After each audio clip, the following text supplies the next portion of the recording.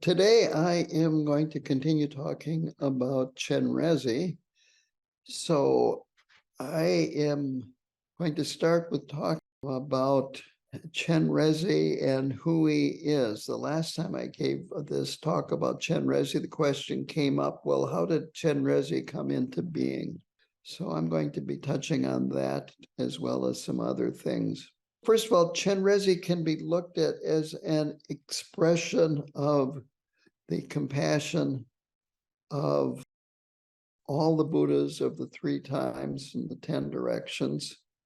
And he can take multiple forms according to the, you might say, point of view of sentient beings.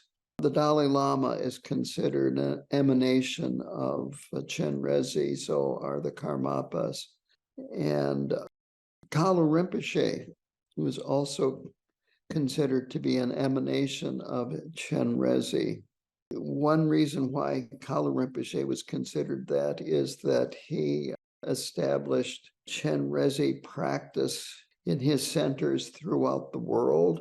And as a result, other centers also started incorporating regular Chenrezig practice in their schedules. He did not consider himself to be Chenrezig. It's other people that thought that he was Chenrezig. Chenrezig could actually manifest in a way that wasn't even Buddhist. The idea is that he is the expression of compassion, that whenever you are having compassionate thoughts and feelings of love and compassion, you are expressing Chenrezig's nature. You aren't thinking, of course, that you are Chenrezig in most cases, but you're actually engaging in the activity of Chenrezig. And bodhisattvas are totally motivated by compassion, which is the ultimate meaning of Chenrezig. In the Bodhisattva's way of life, Shantideva has these lines, which I'm just going to read.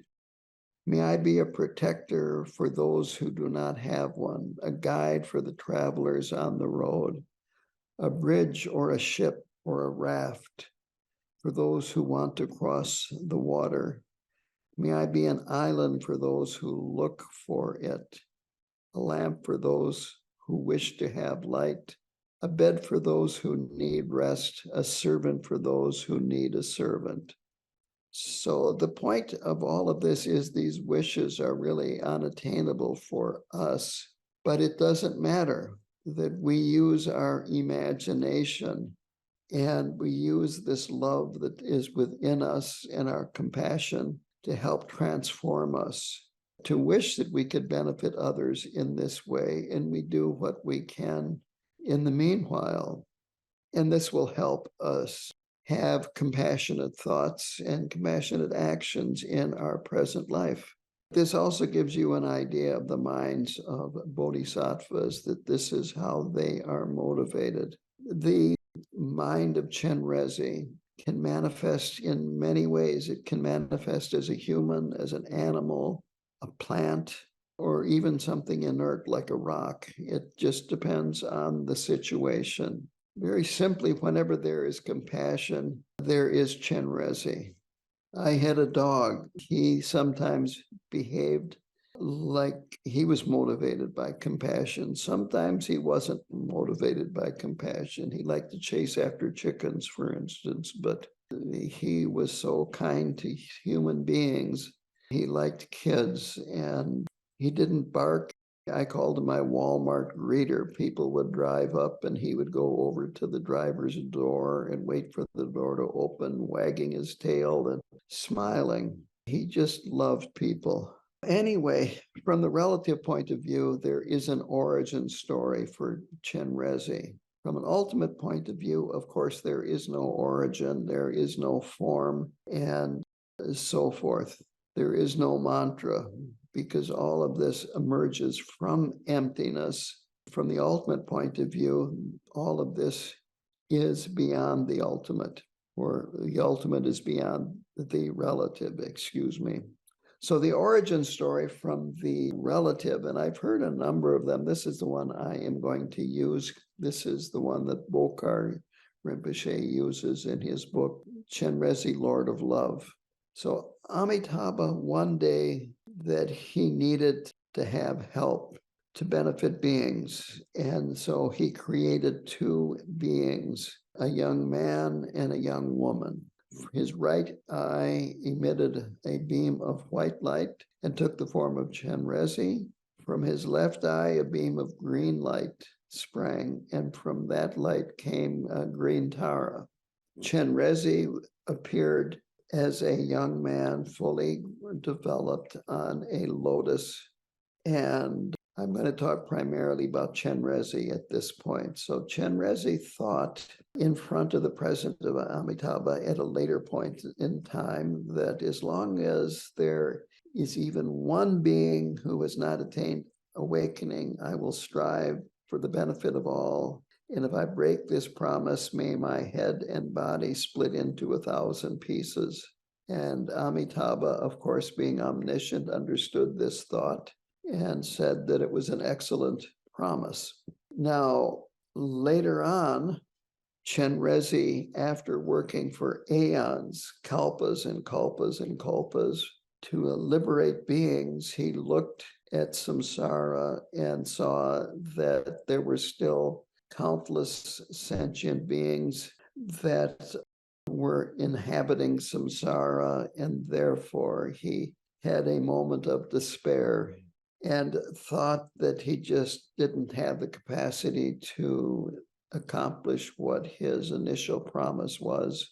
And at that point, he split into 1,000 pieces because this thought contradicted his promise. And so Amitabha then reconstructed his body as 1,000-armed Chenrezig, gave him 11 faces, 1,000 arms.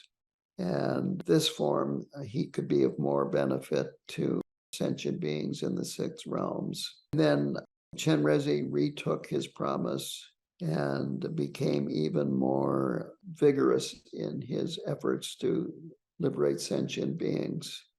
So there are many different forms of Chenrezig. You have the 4-armed, you have the 2-armed Chenrezig, a red Chenrezig that is 4-armed, 1,000-armed Chenrezig.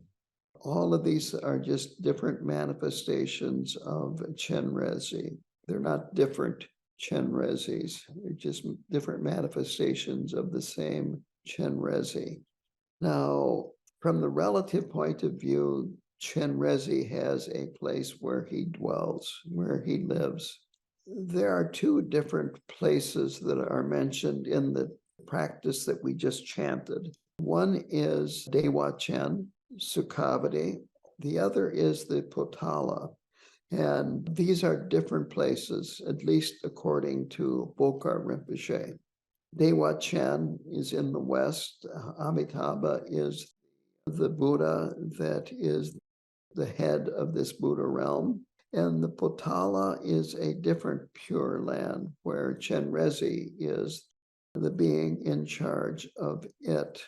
And the Potala is in the south. Dewa Chen is described as being very far away from our world, and the Potala is in the south and much closer. So Chenrezig can, and remember this is the relative world, can keep watch over samsara more closely.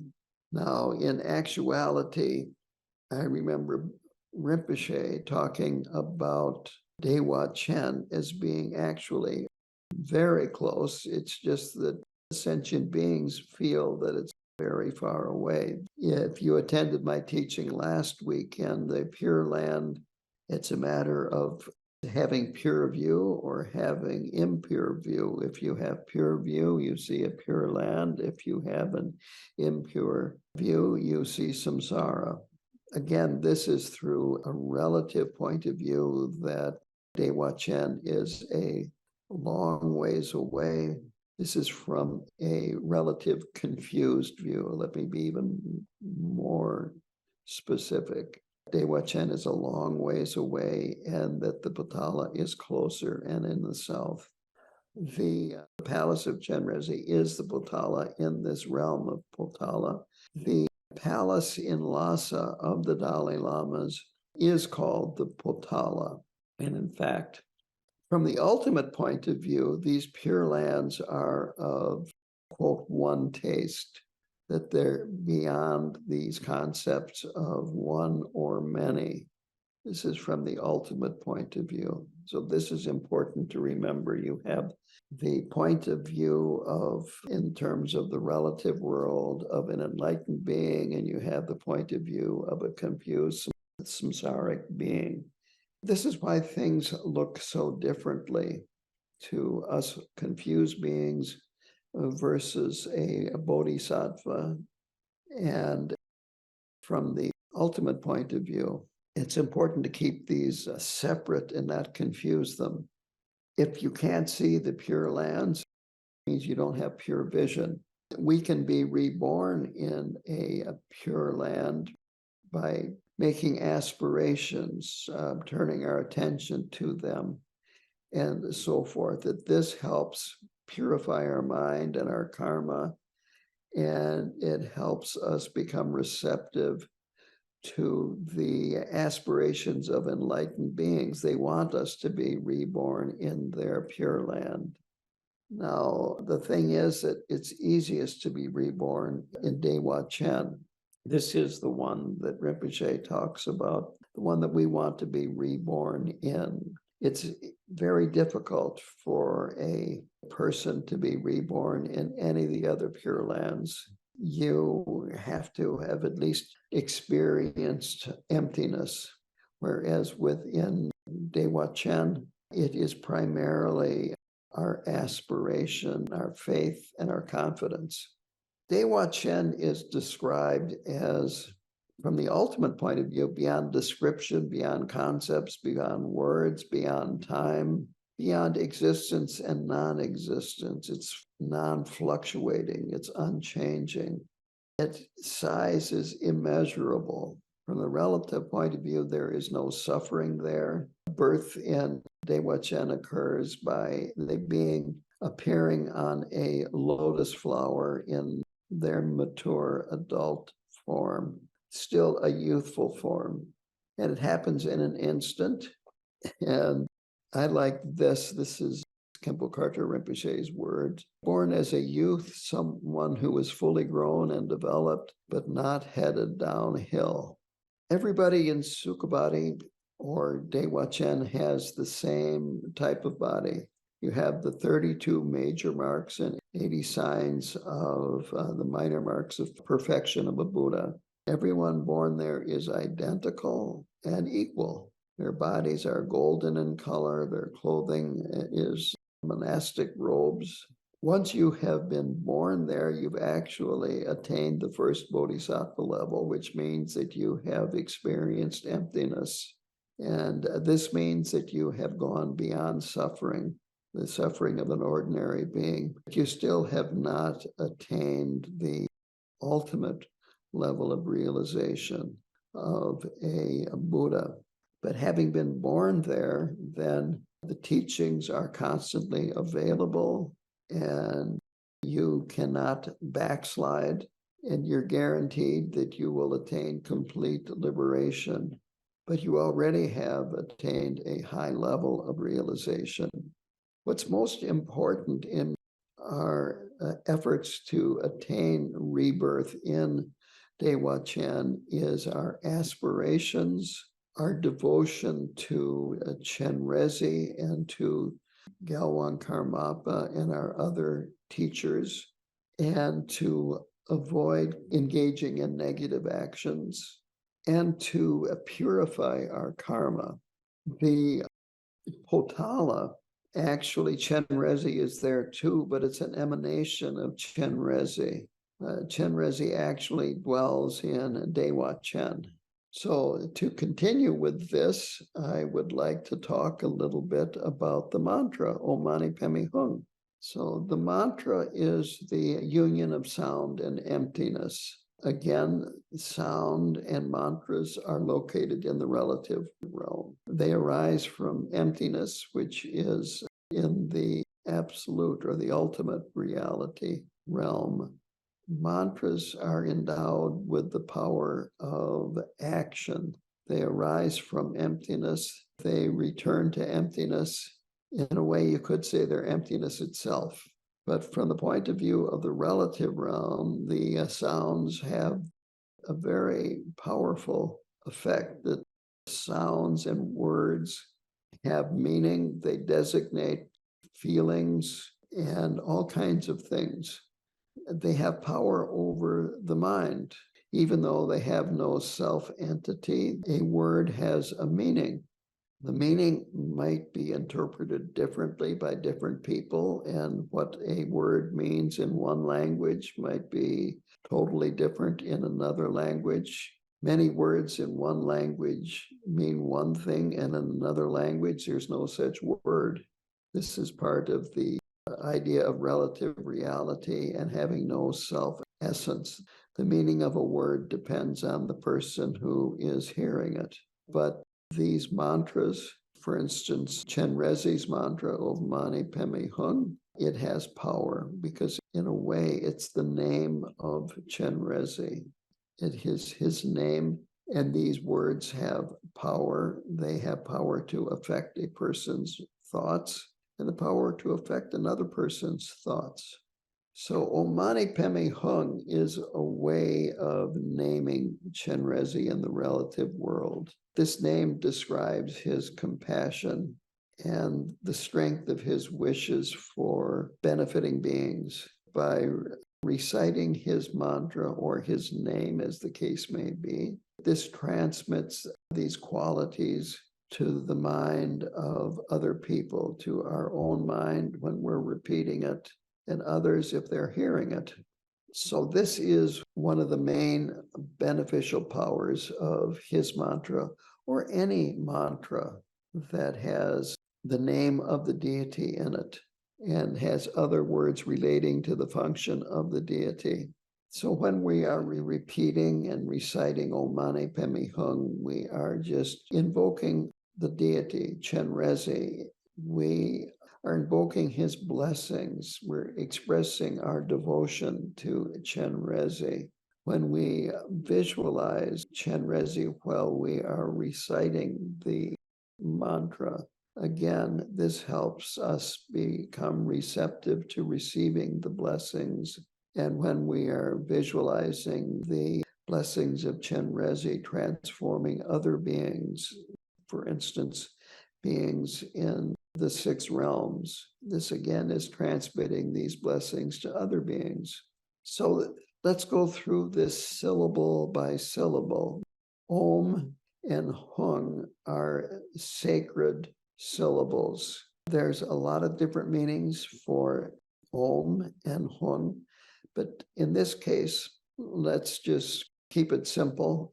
The Om is used in the beginning of many, many mantras, and Hum is used at the end of many mantras. They are sacred beginning and sacred ending. Om represents the body of all Buddhas. Mani means jewel. These are Sanskrit words, by the way. The Mani means jewel. Sanskrit word is Padme, and that means lotus. The Pema, the Tibetans pronounce Padme as Peme, and then the Hum represents the mind of all Buddhas.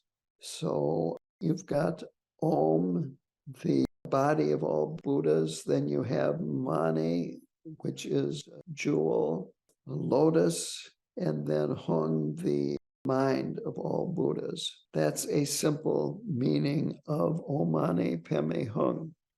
When I first started practicing Tibetan Buddhism and reciting mantra, I would have discussions with other people, and the question would come up, what is the proper pronunciation of these mantras, the Sanskrit or the Tibetan?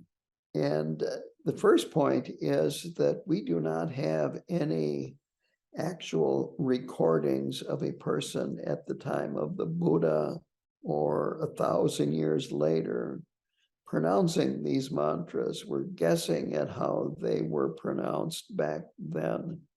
So that's the first point to remember. The other point is that we do know how the Tibetans pronounce them, and we know how Khenpo Karthar Rinpoche pronounced them. And the conclusion that I came to was if Khenpo Karthar Rinpoche is mispronouncing them, he still seems to have done quite well in terms of progression on the path by using the pronunciation that he did. And as a student of his, that it was my obligation to pronounce it the way he did, unless I was told differently. So I don't get too hung up about, well, what is the correct pronunciation? And we should do it the way that is the correct way. Going back to his name, Jewel on the Lotus, it means the same thing as Chenrezig. There is no different. It's just two different names for Chenrezig, or this great compassion and love. So when we recite the mantra, we're actually just repeating Chenrezig's name with the preface of Om and the ending of Hung, the body of the Buddha, the mind of the Buddhas. And by doing this, we are again making ourselves receptive to receiving the blessings of Chenrezig, and also helping transform our minds and ourselves and going in a very positive direction. It opens our mind to love and compassion, and it leads us to awakening. Now, we don't have to just always do a visualization when we are repeating the mantra. It's very common in Tibet and elsewhere around the world to just repeat the mantra when you're going through your daily activities. And there is no visualization. It's just repeating the mantra over and over again. It still is effective without the visualization. On the other hand, when you're actually doing a formal practice, you do want to generate these visualizations. But if you're just going for a walk, sitting around the house, or just have a little extra time, you could even repeat the mantra while you're cooking, for instance, or washing the dishes. It's important to remember that this mantra and repeating the syllables helps close the door to rebirth in samsara, especially the painful ones. So the syllables are connected with various realms of the various ones of the six realms. Om closes the door to rebirth in the God realm. Ma closes the door to rebirth in the demigod or the Asura, the jealous God realm. Ni closes the door to the rebirth in the human realm. Pod, or Pe in the Tibetan pronunciation, closes the door to rebirth in the animal realm. Me closes the door to rebirth in the hungry ghost or the Preta realm. And Hung closes the door to rebirth in the hell realms. So this is one of the benefits of repeating the mantra, is closing the door to these rebirth in these six realms. And you could say opening the door to rebirth in Dewa Chen. And these syllables are also related to purification. The Om purifies the veils of the body. Ma purifies the veils of speech. Ni purifies the veils of mind. Pe purifies the veils of our conflicting emotions, our kleshas. May purifies karmic conditioning, subtle habitual patterns. And Hung purifies the veils to knowledge. To go into this in another direction or another level is the syllables represent a specific prayer. That Om, the prayer is addressed to the body of the Buddhas. The Ma, the prayer is addressed to the speech of the Buddhas. The Ni is addressed to the mind of the Buddhas. The Pe is addressed, the prayer is addressed to the qualities of the Buddha. The Me is addressed to the activity of the Buddhas. And the Hung is addressed to all of them, the previous five, the body, speech, mind, qualities, and activities of the Buddha. So you have the body, speech, mind, qualities, and activities of a Buddha that are all being prayed to by repeating this mantra. Now, these syllables also correspond to the six paramitas. Om corresponds to generosity, ma to ethics, ni to patience, pe to diligence, me to meditative concentration, and hung to wisdom, the accumulation of wisdom. Another level is that these syllables are related to Buddha families. So Om corresponds to Ratnasambhava, Ma Amoga Siddhi, Ni to Vajradhara, Pe to Vairochana, Me to Amitabha, and Hun Akshobhya. And then finally, they are related to the six wisdoms.